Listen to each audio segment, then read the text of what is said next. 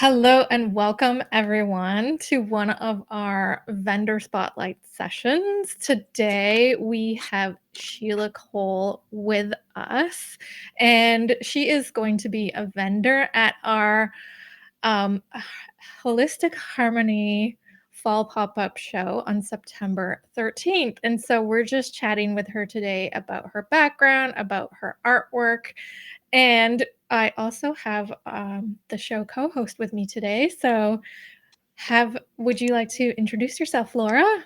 Absolutely. Thank you. And thank you, Sheila, for being with us today. So I'm Laura Mabe.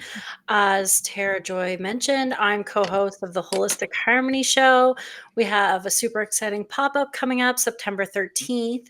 I own the Jubilant Journal. And in a nutshell, the Jubilant Journal, my purpose is to help women raise their vibration to achieve joy.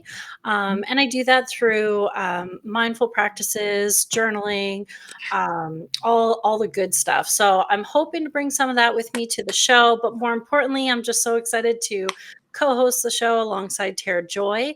And yeah, we're pumped to get these lives going because we are super excited and just can't wait to share the joy with everybody else. So thanks again, Sheila, for being here. I can't wait to hear more about your offerings. And yeah, Tara Joy. Yeah. Thanks, Laura. So, Sheila, you have such an extensive past.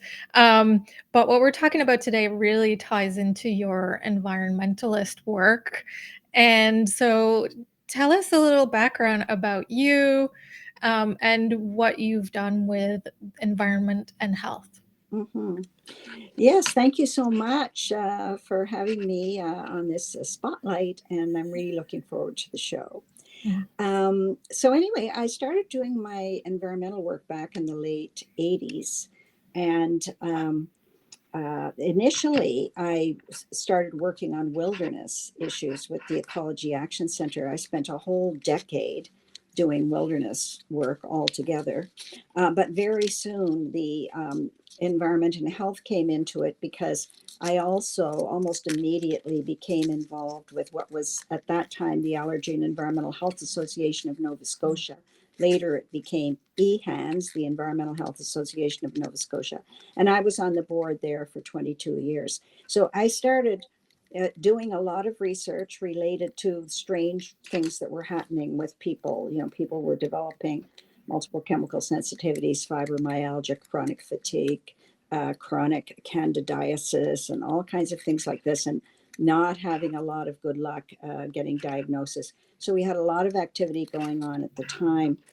And when I was at a conference one day, I was asked by the head of Henson College, which was part of Dalhousie University, if I would offer a course on my knowledge regarding environment and health. So I started doing that, and I had a lot of people attending, including nurses and physicians, you know, who were having terrible problems with their health, and nothing allopathically was helping them out. Mhm. And so I, since that time, have been doing a lot of work teaching people about how the environment affects their health.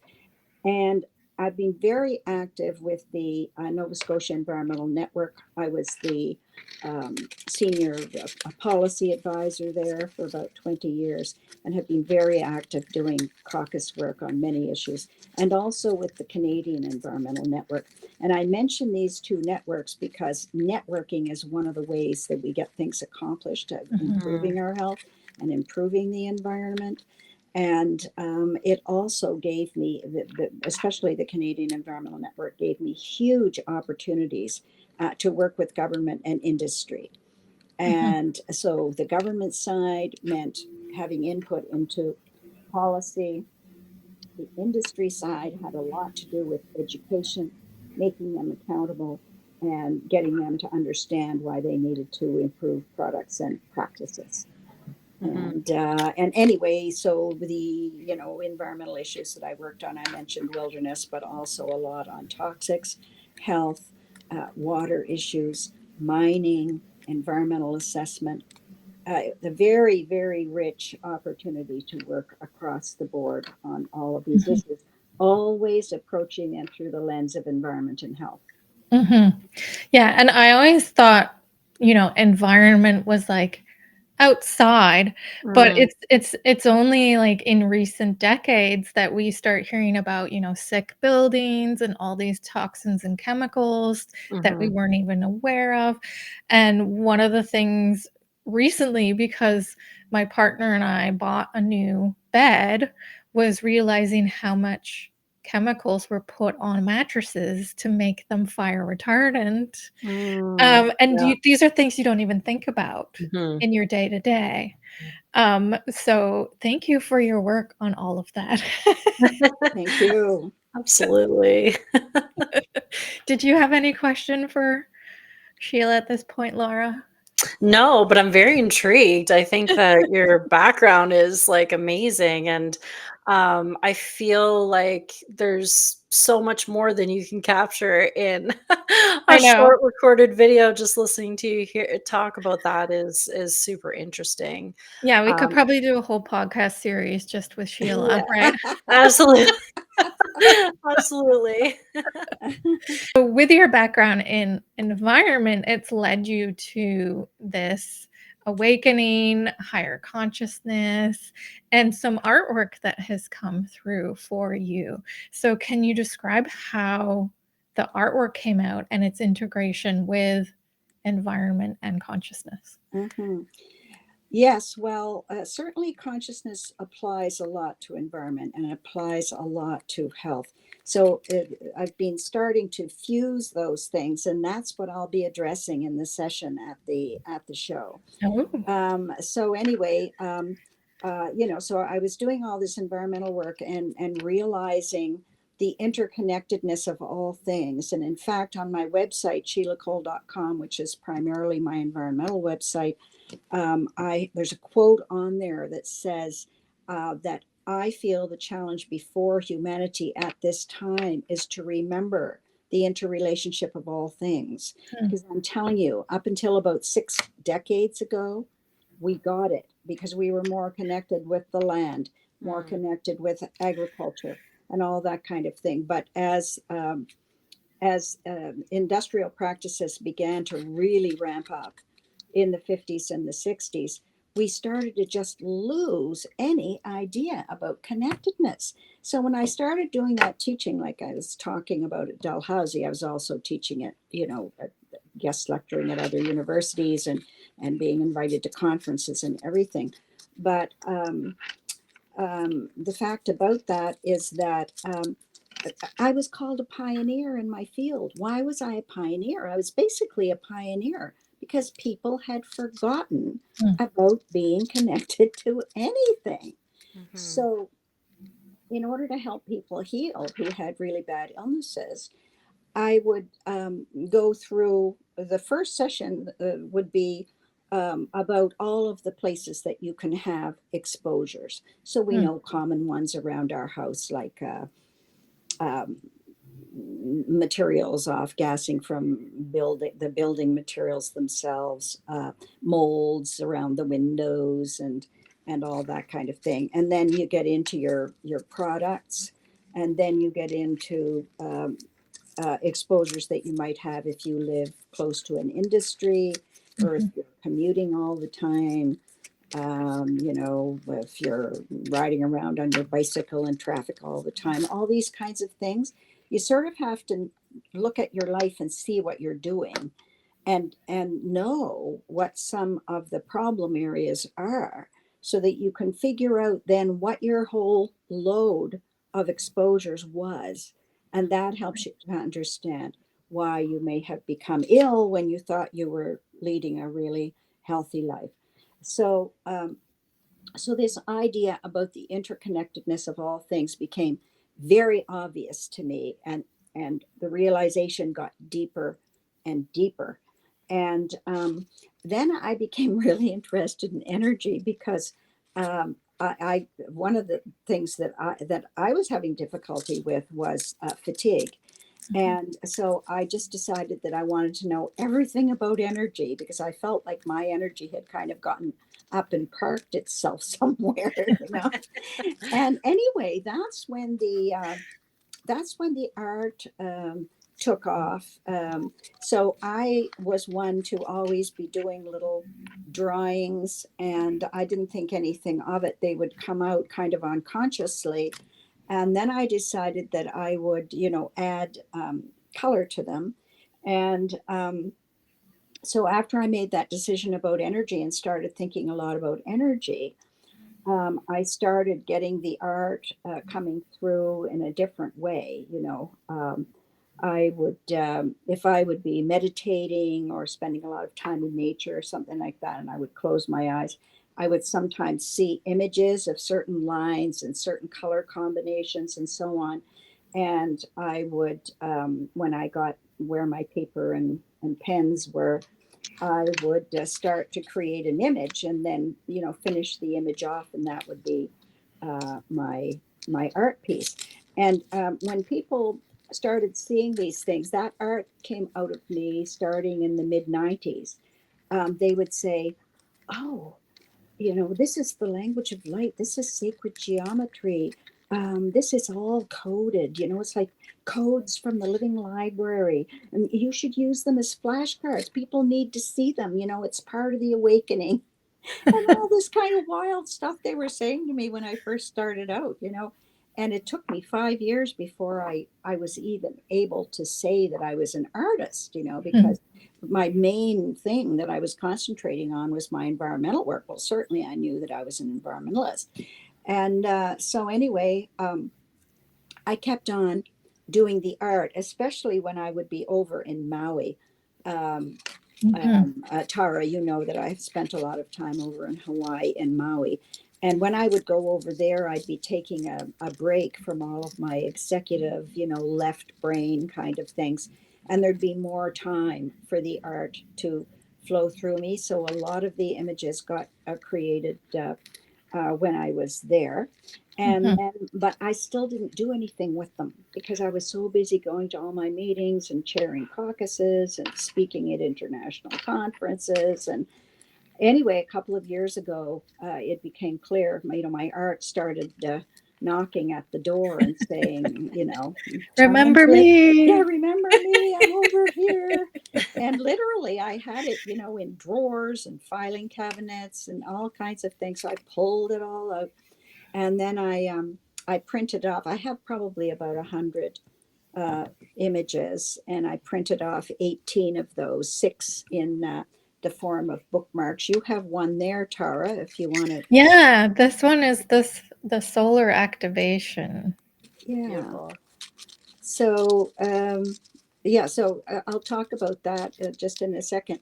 So I did six bookmarks, and then I did six images of cards that were 4 by 6 and six images that are 5 by 7. And I'm going to have those at the show. Mhm. But the solar activation one, for instance, if you want to just hold it up again for a sec, that's a very popular one in the bookmark category. And a lot of people comment on how they feel, energy coming from it. And the most specific was a person I know when she first saw it saying, "I feel like I'm getting energized from that. People could just look at that and get energized." And a lot of people are drawn to it. It's one of my most popular of those bookmarks. And so now I'm fusing the art and the environment and health together. And more, I'm being drawn to consciousness and how Mm. consciousness can be used to raise the speed with which we're, awakening and Yeah. trying to change our world around. Now, I happen to believe that if we really concentrate, that we can uh, change the world around to the point that the environment becomes healthy and restored, and Mm. that we become healthier and restored ourselves. And of course, spirituality is a really big part of that. And that is one of the things that we got separated from in that period where we became so concentrated on material wealth and material objects, that the spiritual and the conscious part just like went away from us, you Mm-hmm. know. And now it's all coming on very quickly, fortunately. And so in the show, I'm going to be, I'll be bringing this. Well, I'll have all of the images that I've produced so far. And my next thing is that I'm going to be blowing some of those images up so that, and then they'll be matted and they can be framed, which Mm-hmm. will be good because more people can have them in their homes and offices and their various. It's great for people who do healing work and all that Mm-hmm. kind of thing, boardrooms even. And yeah, so I will be bringing some of the images with me, and we'll have a little introduction to this whole thing. And I mean, the thing about talking about the consciousness and how it can affect your health and the environment around you is that raising your consciousness and reconnecting with your spirituality, it's really an inside job. Yeah. It's not something that's out. It's getting centered. All of these healing modalities that have to do with, being centered and meditating and connecting and grounding and all that kind of stuff helps to draw our energy back inward, where the true Mm. strength and enlightenment is. We have access to so much knowledge just by unplugging from a lot of the stuff and concentrating on this wellspring of Mm-hmm. knowledge that's inside us. And that helps a lot because, of course, people feel so overwhelmed and really discouraged these days, that to Mm. discover that not only can you improve your own life and your own health, but that the way you think and what you do is going to affect the environment around you. Mm-hmm. And that's how we change the world. Mm-hmm. One person, one thought, one action at a time. And it all adds up when we're starting to become engaged in such great numbers. Mm-hmm. Wow. I was just gonna ask, because you sort of like have these images come through clairvoyantly, and I know some of them have themes and whatnot. And if you could talk a little bit about how that process and experience came for you. All right. Well, it doesn't come from me, looking at a landscape and saying I'm gonna draw or paint this landscape the way art would normally happen. My art is really unusual, and people say I've never seen anything like it. Well, it's because it's coming from a different place. So when I see an image coming through, it's not because um, I am trying to convey a certain thing. I'm simply seeing line and color, Mhm. Mm-hmm. and the combination of colors and so on, and that will be my beginning. And when the thing is created, then I will realize, the meaning that it has. Um, for instance, here now I don't know if I can. This is a very important and popular one, and it's called exquisite balance. Mhm. Well, remember, we're talking about restoring balance to ourselves and to the earth. This, I, I, I didn't have this name for this card. It's just one day after the image was maybe 15 years old or something like that. I was looking at it, and of course, I thought a lot about balance and how the balance is really missing so much in the world. And I looked at this and it made me think about balance, and I realized, wow, that is really important. So I feel like the art on its own has its own path and its own work to do. I have another one here. This one is Ooh. the lotus, the symbol of higher consciousness. Well, that just came out of me. I remember the day it came out of me. I was sitting in the house where I was living in Maui, and I was sitting at the dining room table, which I normally wouldn't be at the dining room table in the middle of the afternoon, but I was. And I just, I just got out my pens, and this is what came out. Hmm. And and then, many years later, I gave it that name. Here's one you're going to like this, Laura, because you like to do work about joy, and joy is so Oh, important. This one is I love, called Celebrating Life. I And do when, love when that. you when you look at my websites, I have an art website as well. It's called artbysheilacole.com. And but at any rate, you'll see quotes. Well, I have a new quote, so you can quote me on this, Laura and Tara and anyone who is listening. The expression of joy is a form of resistance. Mm-hmm. Yep. After Yeah. So that. when we feel that the world is a little bit too much for us and we're just so upset and so on and so forth, and there's some reason to be able to be joyful, go with the joy, give it Yeah. all Mm. the power and all the glory that you can. Share it, and light up other people's days, with Mm. your smile and your gregariousness and your stories about something wonderful that happened to you that brings the joy, because there's so much power in joy. Mhm. Absolutely. Yeah. I do love Yeah. that. That is beautiful. Um, I feel too that, when you're kind of awakened to certain things, like knowing that that art resonates in a certain way, you do start to see things differently. And I feel, like you said earlier, the more people that you reach or that we all reach that can do something for themselves is such a great starting point, because that is the beginning of this consciousness elevation.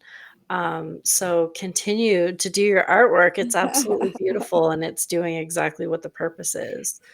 And I am curious to know, Sheila, earlier you mentioned, in the 60s, we kind of disconnected from, being a little more, I feel, respectful maybe to our environment. Mm. Since then, have you seen the movement back to, where we should be? Like, have you seen a change since then in your work that you've done? I see a lot of changes happening in society, and hopefully they'll be more and more, recognized within policy circles and so on. There are certainly Mhm, changes that are being made.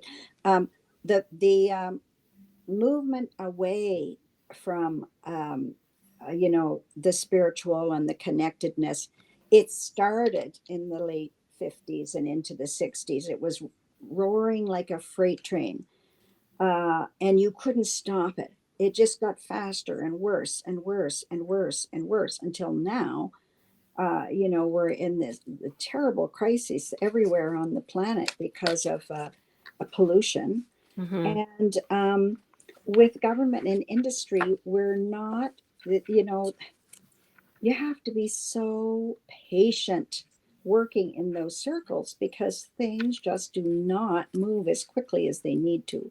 So mhm, we really need government and industry to be purposely speeding up what they are doing to mhm, serve the environment and to serve the health of all living things. And but I mean, some of the examples I can see, we're interested in solar energy, we're interested in wind. We've done a lot with energy, especially with the concentration on climate change and greenhouse gases and all that kind of stuff. We're very slow to make changes on the chemical front, and I'll be mhm. talking about that, how people can reduce their chemical load. I'll be talking about that at the show. But your recent experience, Tara, of doing something simple like buying a new bed, which is usually such a joyful thing, Yeah. um, realizing that it has all of these chemicals associated with it, and a lot of those chemicals pertaining to the fire retardants. That's PFAS, the forever chemicals. Mm, And I mean, people know that PFAS is in nonstick cookware, and most people are turning away and finding healthier cookware, but they don't know that it's on clothing. mhm. In food packaging so that things don't stick. Mhm. It's Your on clothing. your It's on. expensive Gore-Tex jacket, Yes, Mm. the yes, ones that are $400, $500 and Mhm. that have chemicals applies. on them that are forever chemicals. When I Yeah. Yeah, it learned that, I was applies like, to. "What?" Yeah, it applies to so many of the high end work that the most privileged people buy to do Mhm, all of their sport things that they do, you know, thinking that, wow, look at this, and they're all excited about it. And meanwhile, they're not realizing the chemicals that are used. Firefighters are terribly, terribly mhm, influenced by it because they're around the retardants that are dropped on the fires and sprayed on the fires. And then the equipment that they wear is full of PFAS. mhm, And PFAS is one of the ones that really gets me going because, um, and I know we're getting toward the end of our time here, but I'll just say, in terms of the patients, in 2007, I testified before a Senate committee on environment about PFAS. And myself and a couple of my colleagues from across the country spoke. It's called testifying. And we warned about this, and practically nothing was mm, done. And now the damage is done, Mm. and they're called forever chemicals because you can't get them out of anywhere. And Mhm. it's terrible. mhm, And so, that would be the kind of thing when I'm teaching that I would be going through with a more comprehensive list so that people could protect themselves mhm. more thoroughly. Excellent. Yeah, well, it sounds like what you're doing is so important, and when I hear you speak about it, and I can tell you're obviously well educated and very passionate, it brings to mind, raising such a young girl. I have a 5-year-old daughter, and as a parent, there's all kinds of things that you could worry and stress about, but that is one thing that comes to mind quite often. When you buy new products and or we try new foods or something along those lines where you're just like so consumed with like, well, not always, but I feel that I am more these days more consumed with what am I putting in my child's body or on my child's body, or even soap and different things, and what can I do to kind of protect her and educate her. So I do feel that what you're doing is so important, and I very intrigued. I can't wait to hear more at the show. I think that you have obviously a very important message to share, and I'm so grateful that you were able to do a little bit of that with us today. Oh, you're most welcome. Yeah, thank you so much. To repeat, it's obvious that you're very passionate about this. It feels like this is, to use spirituality terms, this is your sole purpose to bring Yeah. this to people's attention and be an advocate through the work that you do. Um, and that message of that every little bit that each one of us does helps the collective. Like, that's Mhm. such an important message. Um, your artwork is amazing. Like, I've seen it many times, and each time I can feel the energy. I can feel its message, and a few times, what was really fun was I could interpret something, and then you sort of validated, "That's what it's called," and I was like, "Oh!" Wow, amazing. So we're so excited to have you at the show and have you do a workshop. And again, that's coming up this September the 13th at the banquet hall at the LeBrun Center in Bedford. And the show is open from 11 a.m. to 5 p.m. and it's $5 at the door. And we usually do a donation to a cause. We haven't really decided on a cause yet, so know that a portion of that donation is going to go to a local cause. It's not all going to the organizers. And thank you so much again, Sheila, for spending time with us and chatting today. Is there anything you'd like to say to viewers as a farewell before we sign off? Oh, well, just thank you so much to the people who are listening for your interest. I look forward to meeting you. Let me know when you come to the show. If you've heard the interview, say hello. And thank you for opening your hearts and your souls to the knowledge that you really can create a better world very quickly. The moment is now. Every moment is now. Mm-hmm. Oof, Thank you. goosebumps on that one. And Laura, would you like to say anything? Well, I just to reiterate, Sheila, how would people before the show get a hold of you if they're interested? You mentioned you had two websites, SheilaCole.com, I believe, Yes, and that's ArtBySheila.com. yeah, the environmental website is SheilaCole.com. Mm-hmm. And it has links to the art website, but the art Okay. one is also a separate entity, and it's called simply art by SheilaCole.com. Perfect. Excellent. Well, thank you again. And I look forward to meeting you in person. And I'm just so excited that you're going to be a part of our show. And again, I can't wait to hear more. So, most appreciated. You're most welcome. I'm so looking forward to it. Excellent. Excellent. And we'll see everybody at the show. Bye. Bye. See you at the show.